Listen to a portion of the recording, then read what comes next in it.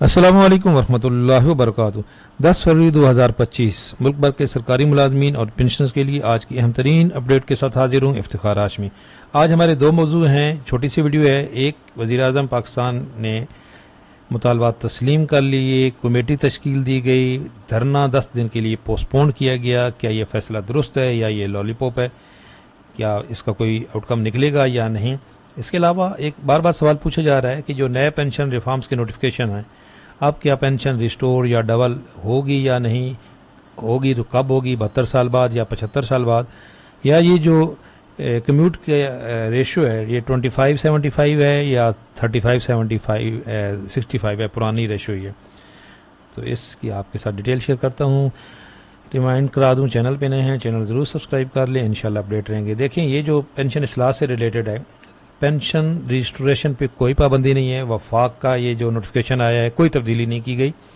35 और 65 की रेशो ही है और वही रूल है पुराना जो पहले जिस तरीके से पेंशन रिस्टोर हो रही थी। हाँ, पंजाब के अंदर तब्दीली की गई है।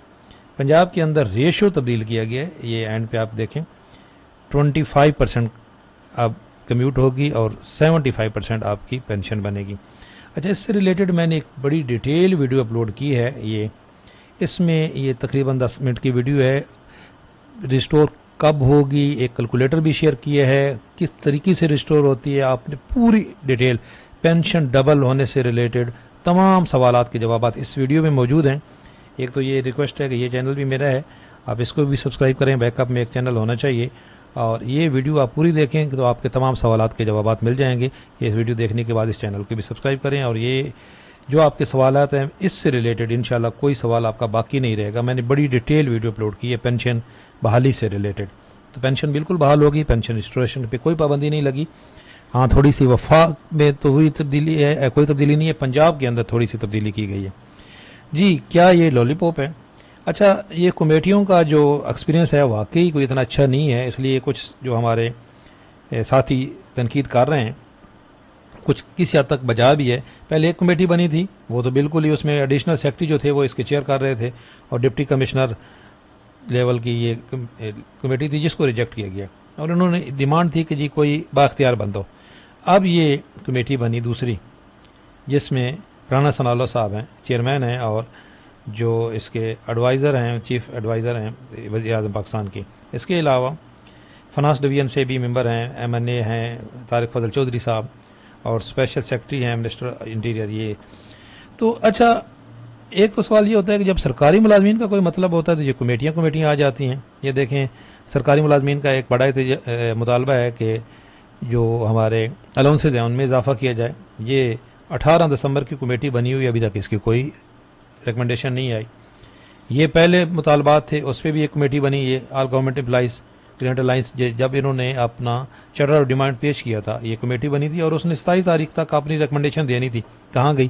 तो ये जो कमेटियों की थोड़ी सी है एक्सपीरियंस है या हिस्ट्री है वो इतनी अच्छी नहीं है। और ये राना सनाउल्लाह साहब ने पहले भी मुज़ाकरात किए थे, जो पहले भी पंजाब के अंदर जब धरना था तो जो पंजाब की इस वक्त चीफ मिनिस्टर हैं वो उस वक्त ज़मानती थी और जो पंजाब के इस वक्त स्पीकर हैं वो ज़मानती थे। तो क्या सबसे बड़ा मसला तो पंजाब में हो रहा है। तो ये भी हकीकत है कि कमेटियों से आज तक कोई रिजल्ट निकला नहीं है। लेकिन अगर हकीकत देखी जाए तो फिर इनके पास और कोई ऑप्शन भी नहीं था। अभी तसादम होना था अगर आज वो होते तो वक्ती तौर पे ये फैसला दुरुस्त है, वक्ती तौर पे। लेकिन 10 दिन बाद फिर अगर इस तरह की कमेटी बन जाती है और धरना ख़त्म हो जाता है तो फिर मेरे ख्याल में धरने का वाकई कोई फ़ायदा नहीं होगा। हाँ, 10 दिन के लिए ये अगर 10 दिन के अंदर अंदर कोई आउटकम निकलता है, जो आपने चार्टर ऑफ डिमांड पेश किया है, इसका अगर कोई जो है वो सबसे बड़ा मुतालबा, तो जो पहला मुतालबा है वो तनख्वाह में तफरीक का ख़ात्मा है और ये जो ज़ालमाना नोटिफिकेशन है। तो जिस तरह मैं कह रहा हूँ कि ये पंजाब में ही सबसे पहले नोटिफिकेशन आए हैं और पंजाब की चीफ मिनिस्टर और पंजाब के जो स्पीकर थे वो उस वक्त ज़मानती थे। तो ये कमेटियों से कोई फ़ायदा नहीं होता, इसलिए बेचारे लोग जो हैं वो तनकीद भी करते हैं। हर एक की बात सुननी भी चाहिए। देखें, एक तो जो लोग वहाँ पे शामिल होते हैं उनका तो हक है, लेकिन जो लोग घर में बैठ के आप कुछ फॉलो कर रहे होते हैं या नज़रें लगाए बैठे होते हैं उनका भी इतना तो हक है तनकीद करने का। तो भाई बर्दाश्त भी की जाती है। लेकिन ये भी है कि भाई आप सिर्फ घर बैठ के तनकीद ना करें, थोड़ा सा अपना इसमें हिस्सा भी डालें। फिर एक और बात है कि वज़ीर ख़जाना साहब ने ये बड़ी ज़बरदस्त पोस्ट की है किस्मत खान साहब ने, कि वज़ीर ख़जाना ने ताज़ा बयान में कहा है कि IMF इजाज़त दे तो तनख्वाहदार तबके पर टैक्स कम हो सकता है। सवाल यह है कि पंजाब के वज़रा की तनख्वाहों में 860% MPAs की तनख्वाहों में 426% और MNAs और सीनेटर्स की तनख्वाहों में 200% और जजेस की मराद में लाखों के इजाफे की इजाज़त IMF से ली गई थी। ये IMF को हमेशा प्रॉब्लम जो है वो बेचारे छोटे सरकारी मुलाजमीन भी होते हैं, और वो भी सिर्फ 2 लाख बंदा है जी। यहाँ पे ये इन्होंने जो बात की थी वज़ीर आज़म पाकिस्तान से कि वफाकी मुलाजमीन की अगर बात की जाए तो 14 लाख मुलाजमीन में से 12 लाख मुलाजमीन ऐसे हैं जो आज भी कुछ इदारों की बनस्बत 200% से लेकर 300% तक इजाफी तनख्वाहें ले रहे हैं। तो मसला मेरे ख्याल में IMF को भी सिर्फ ये 2-2.5 लाख बंदे से है, बाकी ना उनको जिनको तनख्वाहें डबल मिल रही हैं, जिनको अलाउंसेस डबल मिल रहे हैं उनसे है, ना उनको हमारे वज़रा और जजेस की तनख्वाहों से होता है। मसला होता है तो सिर्फ ये बेचारे जो महरूम मुलाजमीन हैं जिनको डिस्पैरिटी रिडक्शन अलाउंस दिया गया था। अच्छा, अगर ये वो कह रहे हैं कि अगर दूसरे किसी ने और टैक्स ना दिया तो फिर सरकारी मुलाजमीन से और टैक्स ले लेंगे। मज़े की बात है ना जी, जो टैक्स दे रहा है उससे और ले लेंगे।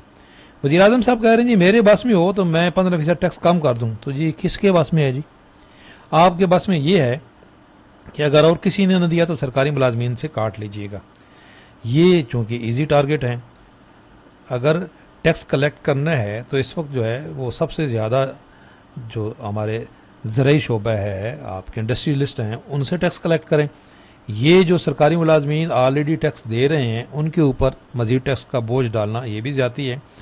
और अब हम एक और रिक्वेस्ट करते हैं यहाँ पे कि बजट की आमद है, तैयारियाँ शुरू हो गई हैं, तो ये जो कमेटी बनी थी जी, ये चार्टर ऑफ डिमांड में ये भी रखा जाए कि 16 दिसंबर को ये जो कमेटी बनी थी जिसके चेयरमैन फाइनेंस मिनिस्टर साहब खुद थे, और ये कमेटी थी जिसका डोमेन था कि जो अलाउंसेज हैं उससे रिलेटेड रिकमेंडेशन देना। कहीं इसकी भी हालत वो PN पेंशन कमीशन वाली ना हो जाए, बजट से पहले रिकमेंडेशन आए और एक्सेप्टेबल रिकमेंडेशन है। और जिस तरह चार्टर ऑफ डिमांड में शामिल है कि अलाउंसेज में 200% इजाफा कम अज़ कम किया जाए, और ये 200% इजाफा PN पेंशन कमीशन की रिकमेंडेशन है।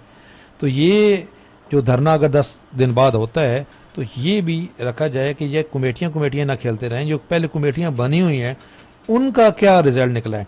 ये हायरिंग की समरी आज हफ्ता हो गया कह रहे हैं जी कि गई हुई है, दोबारा जो वफाकी काबीना के पास कहाँ गई हायरिंग। तो ये कमेटियों का रिज़ल्ट थोड़ा अच्छा नहीं निकलता, इसलिए लोग एहतिजाज भी तनकीद भी करते हैं। उम्मीद है इंशाल्लाह ताला इस दफ़ा कुछ ऐसा नहीं होगा और कुछ रिज़ल्ट अच्छा निकलेगा।